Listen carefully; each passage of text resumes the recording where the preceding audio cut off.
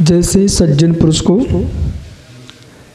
अपनी रमणी पत्नी के सतत की रक्षा करना चाहिए।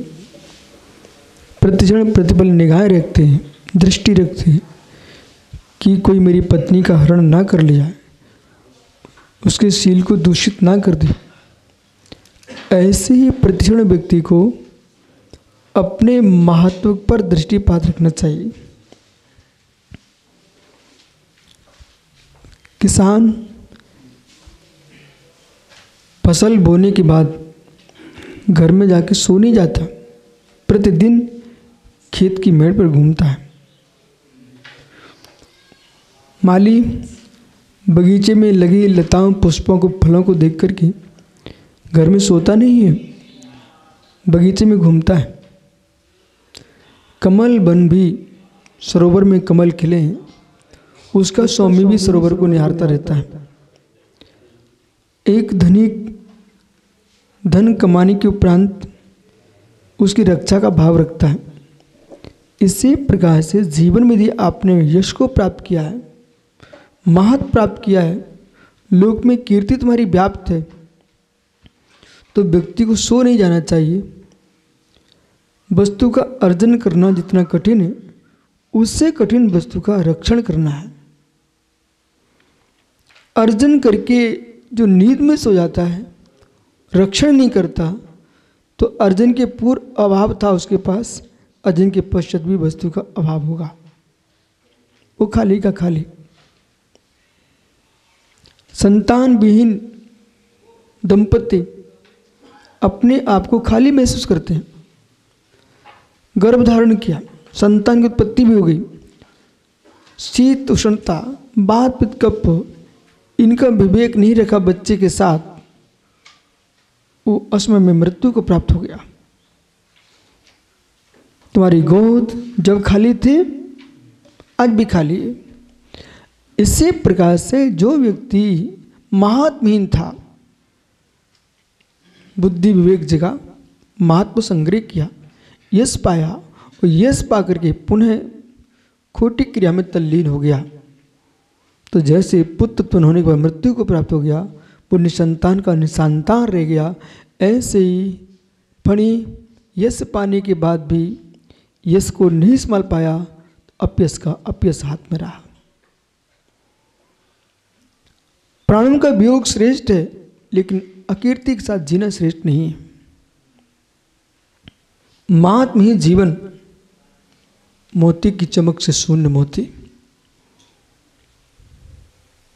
इसलिए यहां आचार्य महाराज कह रहे हैं, त्रिवल्लाचार्य स्वामी, जो महत्वशाली होते हैं वे महान कार्य करने का विचार रखते हैं।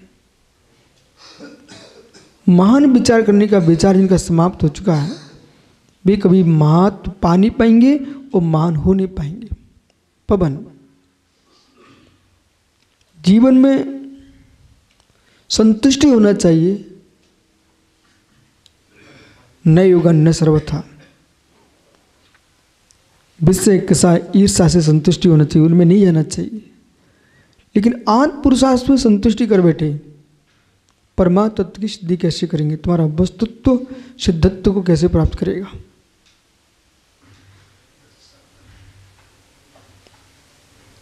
परमार्थ लोक दोनों में पुरुषार्थी ही सिद्धि को प्राप्त होता है। जिसके बाद पुरुषार्थ की न्यूनता है, वो सिद्धि असंभव है, सिद्धि असंभव है। इसलिए लघुनाम चल बुद्धि नाम साधनानां प्रयुक्तारो भवान तो निसर्गतः भवन सक्यम कर्मणाम संश्रेष्टोपि स्वकौशल कौशला। यहाँ पर 5वें श्लोक में कह रहे हैं, साधनानां प्रयुक्तारो। इधर देखो मित्र, ये नरसिंहपुर करेली में बहुत गन्ना होता है, बराबर, मध्य प्रदेश में प्रसिद्ध है। तो क्या सभी खेतों में गन्ना उग रहा है? क्या नहीं उगा पाएंगे। खेती तो है, बगल के खेत में गन्ना है और दूसरा किसान ज्वार बोए हुए है। सत्य है कि नहीं? क्योंकि गन्ना उगाने के लिए भी ताकत चाहिए, गन्ना उगाने के लिए भी ताकत चाहिए।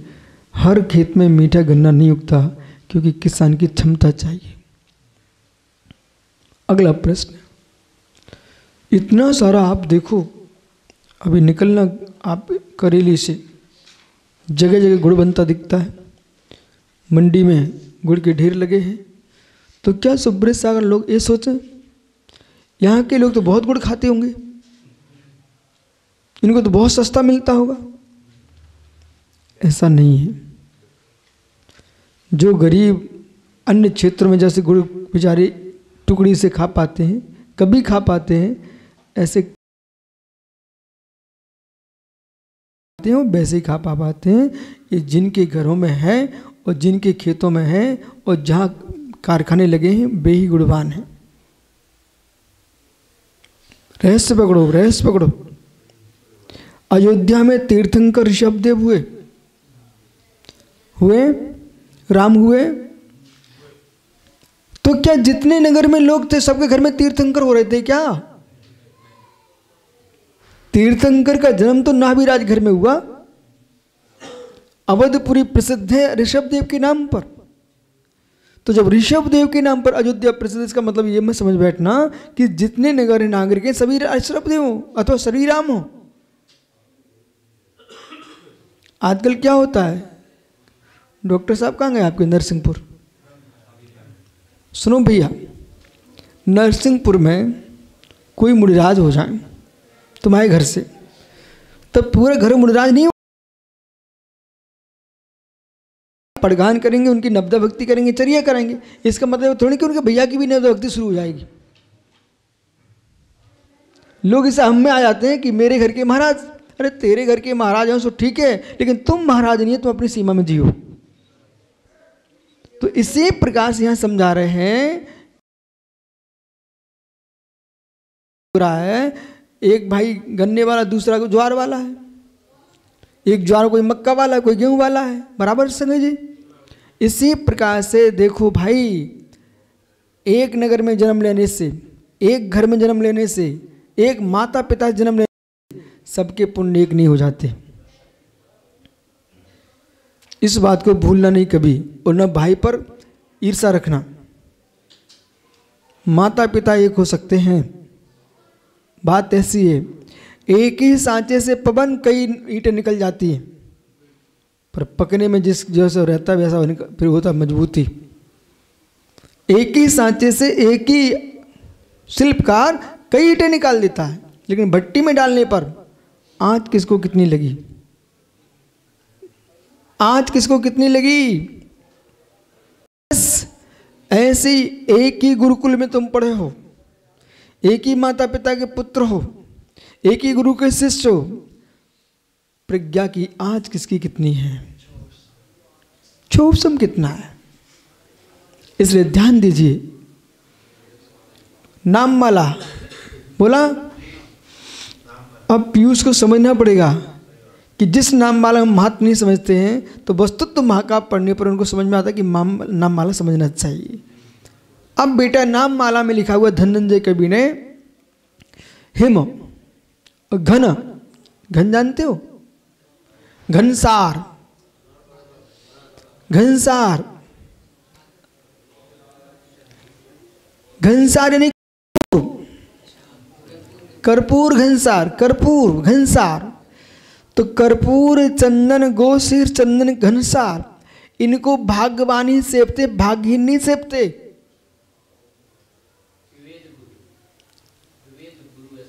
बराबर। जो पुण्यात्मा है संगई जी, घर में गाय है फिर भी घी नहीं खा पाते लोग, उधर बाल्टी में लगाते हैं, उधर डेयरी में बेच देते हैं, बच्चे बेचारे देखते रह जाते हैं। ओहो हो, उन बेचारे गरीब गोपालों के बच्चों को पूछो, बेचारे गाय चराने जाते हैं, सानी खिलाते हो, लेकिन उधर माँ दुहती है, पिता ने दुहा और सीधा डेयरी में भेज दिया, मट्ठा भी पीने को नहीं मिलता। बोल प्रमोद भाई, कम से कम वे तो लोग अच्छे हैं जो डेयरी पर न भेजकर घर में उसको मट्ठा बनाए। अरे बच्चों को तुम दूध नहीं पिला पाओ, कम से कम मट्ठा तो मिलेगा, महेरी तो मिलेगी मट्ठा की। पर पुण्यहीनों को वो भी हाथ में नहीं लगती। इसलिए ध्यान दो, श्रेष्ठ वस्तु का प्रयोग पुण्यात्मा ही करता है। ये भोले कितने चिल्ला लें कि हम ज्ञानी के बेटा, ज्ञानी के बेटा, चिल्लाते रहो ज्ञानी के बेटा, लेकिन ज्ञानी का भाग्य नहीं था कि बेटे का सुख भोग पाते। वो तो विशुद्ध साहब पास तुमको रहना था। यहां लिखा है ऐसा, क्या साधना प्रोक्तारो महांतो निसर्गतः, निसर्गतः महर्षा पुत्र निसर्गता, स्वभाव से ही। हिंदी अर्थ मत देखना, हिंदी अर्थ पूरे नहीं है, ध्यान रखना। निसर्गतः साधनाम प्रोक्तारो महंतो निसर्गतः। बोलो सुब्रत साई, आप सोच रहे थे क्या मैं यहाँ बैठूंगा आज? नहीं सोच सकते थे। वे प्रोफेसर, वे अध्यापक, सब पढ़े लिखे बच्चे यहाँ, पढ़े लिखे बच्चे यहाँ दिगंबर मुनि बन के बैठ गए। तो ये मत सोचो हम मुनि बन गए तो हीन हो गए। अरे हीन नहीं हुए, पन्ना के हीरो तो दुनिया खरीद सकती है। हमारे तीर्थंकर भगवान ने जो रत्नात्रय के रत्न बताए हैं वो उनको महापुरुष ही प्राप्त कर पाते हैं। समझे विचित्र। महताम महताम पुण्य क्षीण रत्नात्रय पाता नहीं, कदाचित बबुल हुए पाबिले धोखे से तो पालन कर पाता नहीं। पुण्यहीन रत्नात्रय पाता नहीं, नियोग से कहीं मिल भी जाए तो पालन कर पाता नहीं। पुण्यात्मा ही रत्नात्रय प्राप्त करता है, वही पालन करके समाधि करके निर्वाण को प्राप्त होता है। इसलिए निसर्गतः भवन्ति असख्यम कर्मणाम, ओहो हो, भवन्ति असख्यम कर्म कार्याणाम। असमर्थ लोगों के कार्य असख्य होते हैं और संपूर्ण समुचित साधनों को प्रयोग कर लेता है।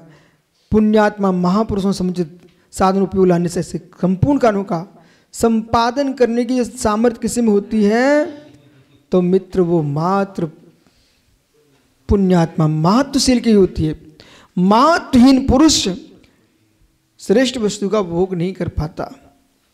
इसलिए संसर्गोपी ईश्वर कुशलता, परंतु जो महान पुरुष होते हैं वे अपनी कुशलता से बियाबान जंगल को भी पार कर लेते हैं और मगरमच्छों से भरे समुद्र को भी पार करके आ जाते हैं। संसार के बड़े बड़े कष्टों को भी मुस्कुरा के झेल के आ जाते हैं। वे ही महापुरुष होते हैं। छोटी मोटी विपत्तियों में जयेंद्र सागरी भयभीत हो गया। तुमको मालूम होना चाहिए भाई, चंद्रमा ही बढ़ता है, चंद्रमा ही घटता है, तारे न घटते न बढ़ते हैं। तुच्छ पुरुष जैसे रैसे वैसे ही रहते हैं। महापुरुषों पर उपसर्ग आता है और महापुरुषों के लिए मालाएं पड़ती हैं। इसलिए परंतु महात्मा सद्भाव सागरी प्राज्ञ शोकम न धार्यते। प्रज्ञ पुरुष होते हैं वे कभी शोक धारण नहीं करते, जो है सो है। चक्रवर्ती रोज हंसे तो बेचारा हंसते ही पागल हो जाए, क्योंकि इतनी संतानें जन्म लेती उसकी, और रोज तो इतने ही रोते ही रह जाए बेचारा, क्योंकि रोज तक कुटुंब में कोई ना कोई तो मरता ही है। इतने युद्ध होते हैं। इसलिए प्रज्ञ पुरुष जो है ना, लाभ में अलाभ में ज्ञाय एक भाव से देखते हैं। ठीक है, सूर्य ने दादा दमो, उत्तम दादे से बोल रहा हूं मैं। ए दमो में कहते महाराज जी हम दमो के तई के आए, इतने आगे कहने लगे तई के आए, कितऊ के नहीं है तुम। ऐसी गत होने न इताएं कह रहा हो न उताएं कह रहा हो, निज भगवान आत्मा के बनो।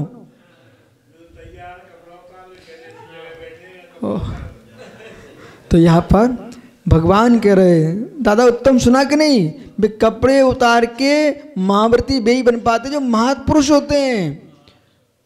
वो यहाँ समझा रहे हैं कि श्रेष्ठ कार्यों का प्रयोक्ता महानता महान ही होता है। महान तो निसर्गता, निसर्ग स्वभाव से महांत पुरुष ही श्रेष्ठ वस्तु का प्रयोग कर पाते हैं, पुण्य क्षीण को प्रयोग करने को मिलता नहीं, ऐसा समझना चाहिए।